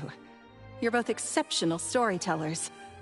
It's enough to make even me wonder whether there was really another mastermind behind all this, pulling the strings. But I just have one question. You seem to think that I am the villain in this tale. What's brought this on, Lyney? Is it something that Lorenzo said? Don't worry, Lorenzo said nothing at all. But I never believed that he was the weasel, and in fact, my investigation only made me more certain of that. He was too forthcoming with his confession, as if there was something else he was trying to hide. How disappointing. So you'd sooner trust Lorenzo than me? Even without a shred of evidence?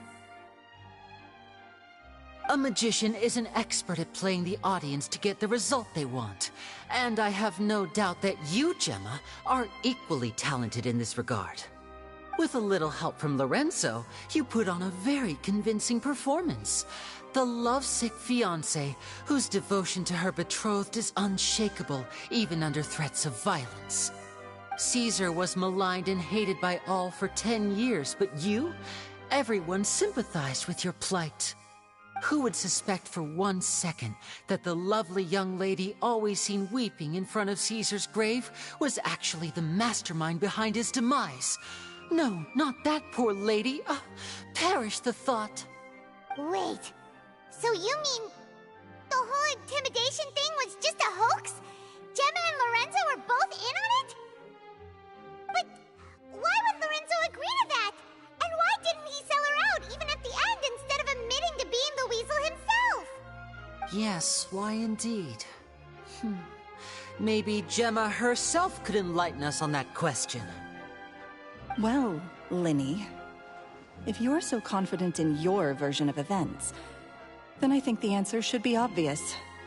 Having killed Caesar with his own hands, Lorenzo was plagued by overwhelming guilt. Revealing the Phantom Weasel's true identity would serve no purpose. But if the Weasel remained free, then she could take care of Lorenzo's loved ones. An excellent answer, though sadly a little dull. Is that right? Well, don't let me bore you. If you'd care to change the topic to something more interesting, I'd be much obliged. As a matter of fact, there's one thing I'd really like to understand. Why would the real Weasel have targeted things that only have value to other people? Could you shed any light on that? Of course. After all, we're just telling stories here, aren't we?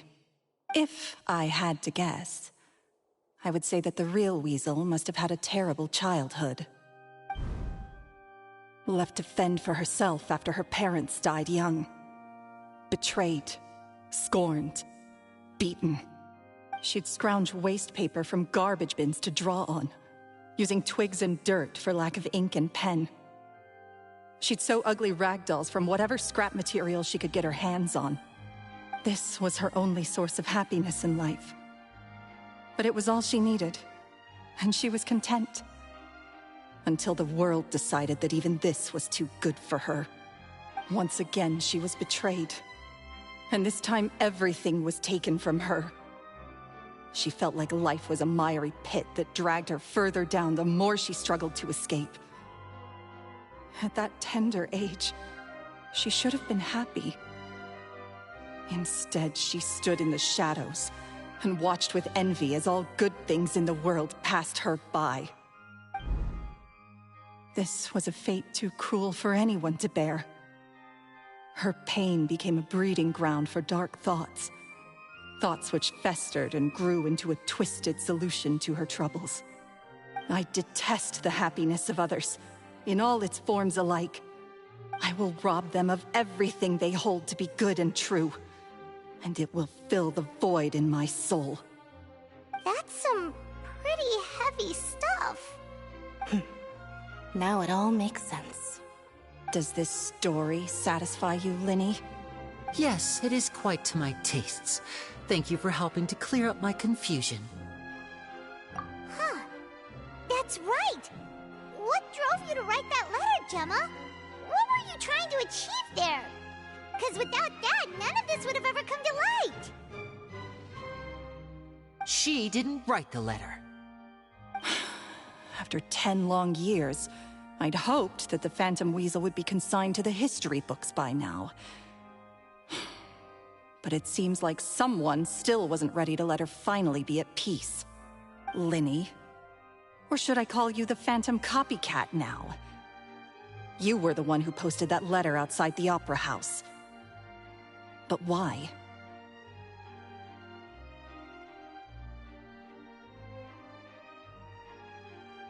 Very sharp, Phantom Weasel. Still as shrewd as ever. Well, no need for me to be coy about it. Our goal was to clear Caesar's name. The most straightforward way to change the public's impression of Caesar was to force the Weasel to show themselves. That's it? You had no other agenda? Of course we did. We made it quite clear in the letter, I believe. I shall take from you that which you hold most dear, just as you did to me 10 years ago. 10 years ago? You mean Caesar's death? You met him? Wait. Oh, I get it. You were those two obnoxious kids. It's been so long, and you're all grown up now. I didn't recognize you. He taught you magic back then, didn't he? For what, 10 days or something? And you went to all this trouble. Why?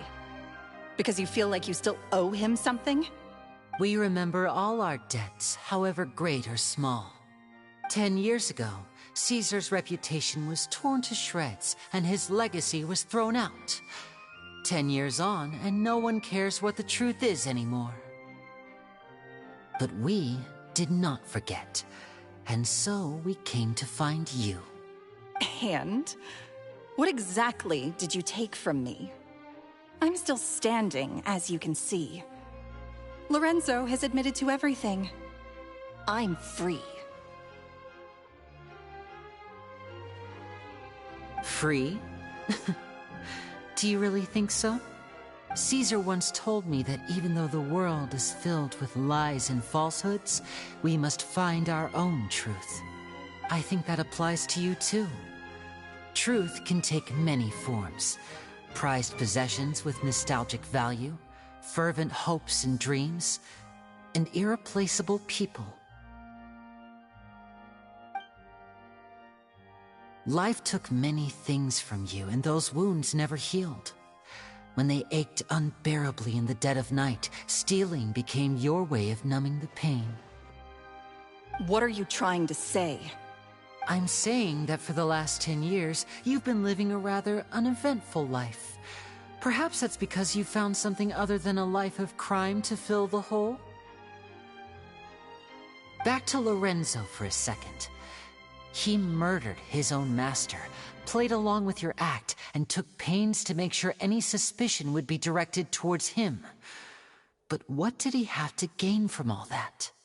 He knew who you were and the things you'd done, and despite that, he was willing to give everything up for your sake. He's the reason that you haven't felt the compulsion to steal in all these years. You're more than just accomplices in murder. You're the only real friends each other has. So I think you know, deep down, that he is the only truth you have in your life. But that truth is gone now, and I guarantee you, you'll never see it again. Congratulations on your freedom, Gemma. Your freedom will cost you dearly. From now on, you'll be all alone in a world full of lies and falsehoods. I do hope you'll be able to bear it. You've still got a long life ahead of you after all. Gather round, one and all. The time has now come for the amazing Lyney to perform his final act in tonight's show. I'm sure you're all wondering what he has planned for the grand finale. Well, wonder no more, for the answer is a death-defying high-altitude escape. A high-altitude escape? I'm sure you all remember the magician Caesar. This was the very trick that led to his fatal fall, after which he was dubbed the Phantom Weasel. So we have now learned that Caesar was wrongly accused, and that the real Weasel had now confessed to their crimes. Guess that's my cue to leave. Whew. I've been practicing this one for ages now, but I'm still a little nervous. Traveler, Paimon, I hope you enjoy the rest of the show. There may be a lot of people watching tonight, but you alone are my true witnesses.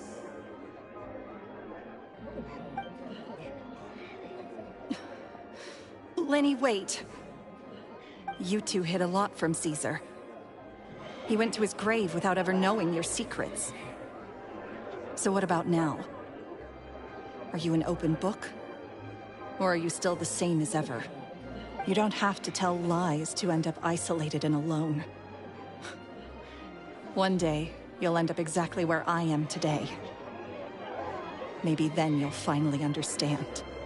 You're wrong. I'm nothing like you.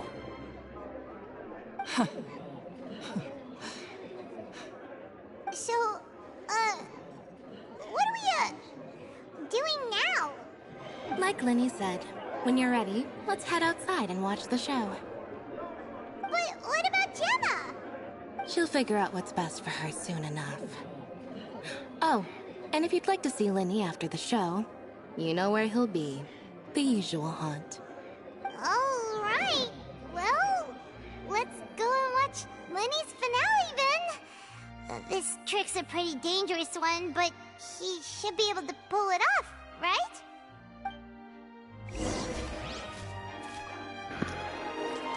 I wonder if we actually get to see the performance, or will it go to black screen and say, Lyney performs the high-altitude escape? Well, only one way to find out.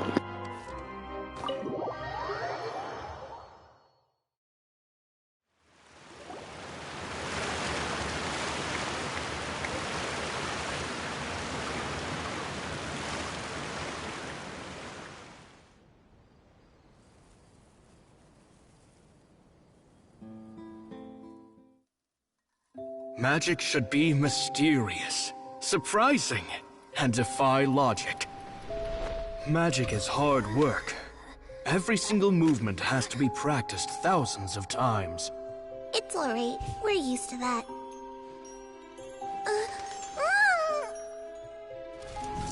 We're sorry. You've taught us so much, but we can't tell you the whole truth. It's okay. Do you still remember what I told you? This world is full of lies and falsehoods. I only hope that one day, you can find your own truth. What about you? Have you found your truth? Magic is my truth. I want to perform a magic trick so great that people will always think of me when they talk about it. For a magician, what greater honor could there be? Look! Behold! Lyney is sealed inside the box. Will he manage to escape?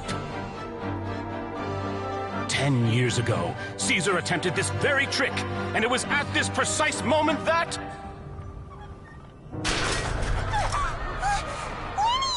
Watch out!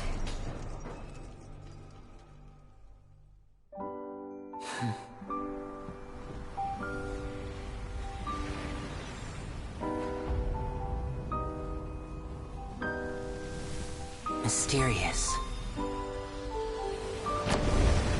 Surprising. And logic-defying. Isn't that right? This honor belongs to you, Caesar.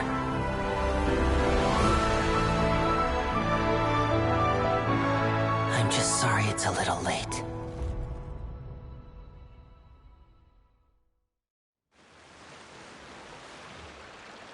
Did you see that? 1 minute he was falling, and the next, he turned into flowers. How could he possibly have done that? How mysterious. I didn't blink once. He just vanished, right in front of my eyes. What a heart-stopping magic show! This was really worth the trip. Caesar's name has finally been cleared, and Fontaine's new star magician Lyney has fulfilled a wish on his behalf. Oh, I couldn't ask for a better grand finale. It will make a great headline for the Steambird tomorrow, even if I do say so myself. Whew. Looks like everyone really loved Lyney's grand finale. Paimon doesn't see Lyney anywhere. Where'd he go? Oh, Lynette said he'd be waiting for us at the usual hunt. But, where is that? Oh, you mean the one where Caesar's buried? Yeah, that's probably it. This whole magic show kinda seemed like Lyney's way of saying goodbye to Caesar. So it makes sense that that's where he'd be afterward. Alright, let's go look for him there.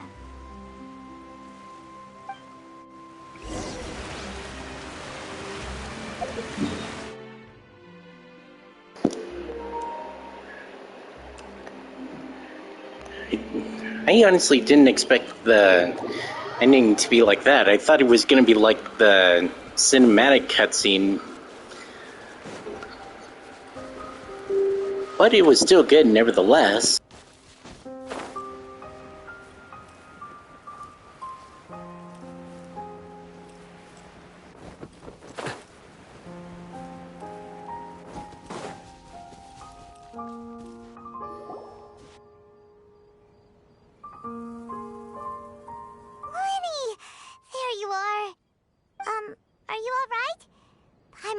To death when the chain broke. Paimon was sure something had gone horribly wrong. Magic is a performance art. A magician has to get creative to keep the audience on tenterhooks. That's our job. So I tweaked Caesar's original setup a little to keep it fresh. I was honestly a little nervous during the live performance. The thought of falling, suddenly feeling weightless, seeing the sky and the ground spinning and spinning. Sometimes, I can't help but wonder what Caesar thought in those final moments. Did he regret taking Gemma and Lorenzo on? Or did he believe that it was his own slip-up right until the end? You know, Paimon's been wanting to ask you about something ever since we were in Caesar's workshop. You learned magic from Caesar once, didn't you? When was that? After I joined the House of the Hearth. To be honest, Lynette and I had an agenda when we approached him. I told you about my past before, remember? As a young boy, I survived by secretly learning magic from street performers. I'd watch their tricks and try to figure out how they were done. But I quickly realized that observation alone could only get me so far. What I saw was the polished final performance, but the rigorous training they put in behind the scenes remained invisible to me. I needed to learn how to improve my sleight of hand, hone my misdirection skills, and make niftier props. We were gifted enough that we'd made some progress by ourselves, but without proper guidance from a professional magician, we quickly plateaued. So that's why you sought Caesar out? Yes. We figured there was no harm in asking, but it took us by surprise that he was so willing to teach us. In all, we only spent 10 short days together, but he was very good to us. By contrast, we hid so many things from him. For instance, when he asked why I wanted to learn magic, I answered, "It's my passion." But in truth, there was already a lot more to the story by then. After being taken in by an aristocrat for our magic talent, then betrayed soon after, this was no longer about me doing what I loved. What amazed me was how the lie escaped my lips even as I was hesitating over whether to tell him the truth. Trust is a beautiful thing. Sadly, I'd forgotten how to trust by then. Lyney. Still worried about the way I feel? You really are a gentle soul, aren't you? But don't worry, I'm used to it now. From the mansions of the elite to the House of the Hearth, lies and selfishness have followed me and Lynette everywhere we go. After Caesar went on tour, we became busy with our missions. The next we heard of him was that he'd fallen to his death, and was now declared to be the Phantom Weasel. That night, I remembered his smile. But as I lay there, I didn't know what to say to him. To keep secrets is to put up walls. The longer you keep them up, the less you let people in. Then, one day, you look around and realize your life is like an empty auditorium after a show, full of seats once occupied by all the people who left. But I guess that's the price we have to pay. You only realize how much someone really meant to you when you lose them completely. That's why I was so confident this would hurt Gemma. Because I felt it for myself. Yeah, cheer up, Lyney. We've had to say our fair share of goodbyes during our journey, too. But whatever happens, Paimon always believes in what tomorrow brings. Delicious food, fun toys, and the Traveler by my side. Paimon just needs to focus on things like this, and all the unhappy stuff goes right out the window. You know, Traveler, doesn't that kind of make you Paimon's truth? Exactly. It's the same for me and Lynette. We are the truest thing each other has in the world, and nothing can replace that. Life has taken plenty from us, like it did from Gemma. But at least it left us with each other. That's what gave us the strength to get through the darkest days. That's why the darkness never consumed me and why it never will. Maybe we live in the shadows too, but we remember every precious ray of light that shines through. All right, time to lighten this conversation up a little.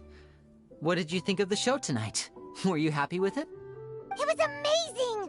Paimon just wishes we hadn't been so distracted with the Gemma situation. We spent most of our time in the Opera House just talking and pretty much missed the entire first half of the show. Lyney, could you do just one more trick for us? Whoa, that's a bit of a tall order, I'm afraid.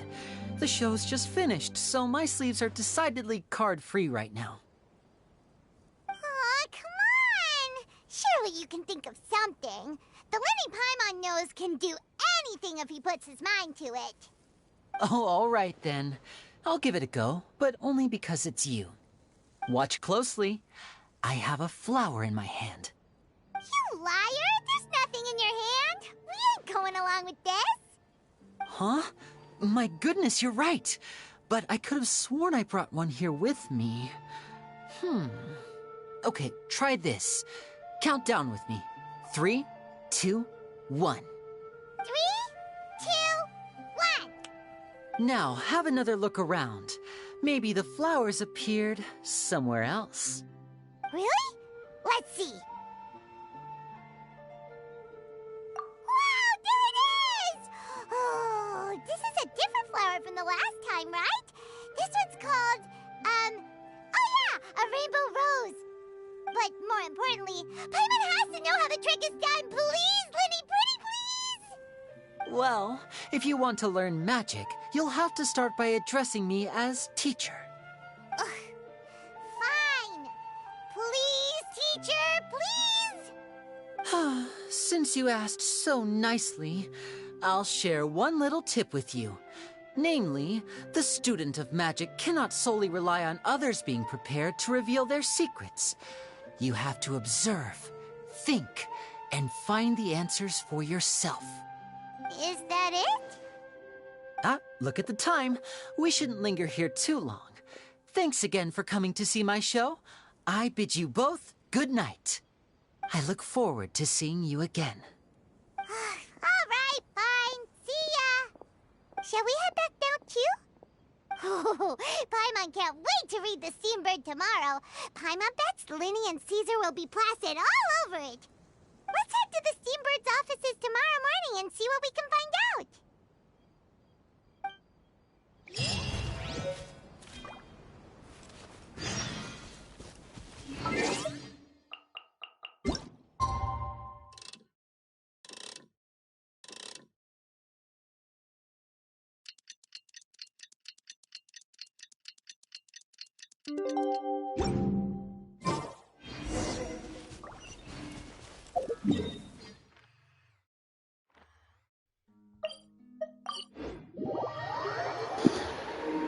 All right, now let's see what the Steambird says about the recent events. I'm very sorry, Charlotte, but my sister and I are quite busy today. I'm afraid we'll have to decline this interview. Oh, please, Lyney, I'll only take a moment of your time, if you would be so kind. Huh? What's happening here? I spent all night writing my piece about the Phantom Weasel, and it was going to go to print this morning. But just as dawn broke, I suddenly received news that Caesar's fiancée, Gemma, had contacted the guards and confessed to having been the real Phantom Weasel all along. That was quick.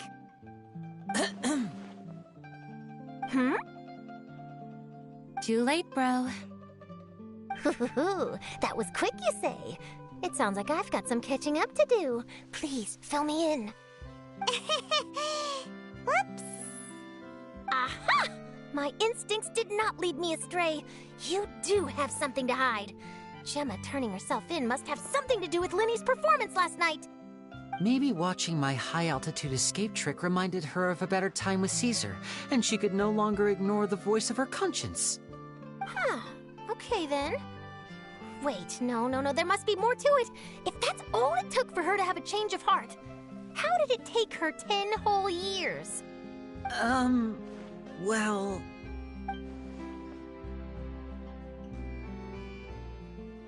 Oh, I remember now! You and Gemma were nowhere to be found after the show. What happened between you? Quickfire question! Where did you all go after the show?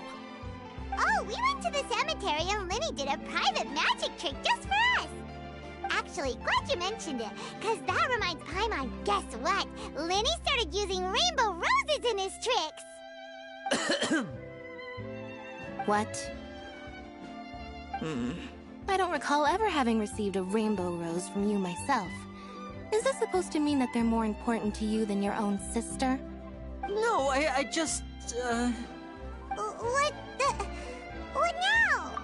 Oh, did Paimon say something wrong again? Speaking too much as always, huh, Paimon?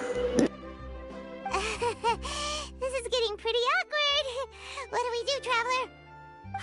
Seems like this interview wasn't meant to be. Well, never mind. There's always next time. Forgive my persistence, but when there's explosive news waiting to be found, I can't turn away.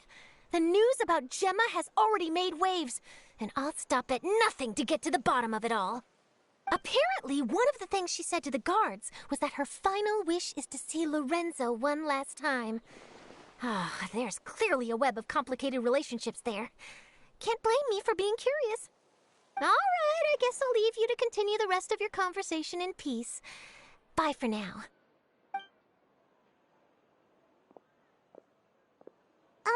Lynette? Paimon didn't mean to... Don't worry, I wasn't angry. I was just trying to distract her. Oh, really? Oh, thank goodness. You scared Paimon there. Phew. You and me both, Paimon. You and me both. At least it did the job, right? Please, take good care of that rainbow rose. I'd be really upset if you lost it.